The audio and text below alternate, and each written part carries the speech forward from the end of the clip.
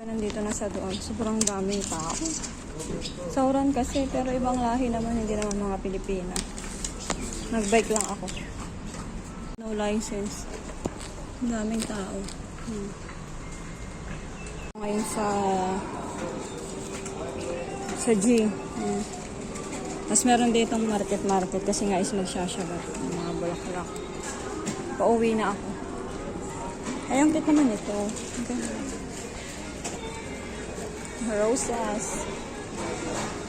Ayan, tulips. Uwi na ang Inday. Nagbike ako ngayon. Naghulog lang ako ng pera sa super farm. Ayan.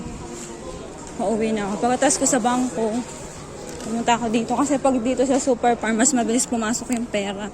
Unlike sa bangko, mag-iintay ka pa ng 1 hour, minsan 2 hours. So, ayan, doon ko pinark yung aking bike. Kasi dito merong anuhan ng mga bike. Kukuhanin ko na lang. So, naka-t-shirt lang ako. Hindi na ako naglagay ng yain ng mga itim. Ganun talaga pag summer. Itiman. Ayan, okay, magbabike na pauwi.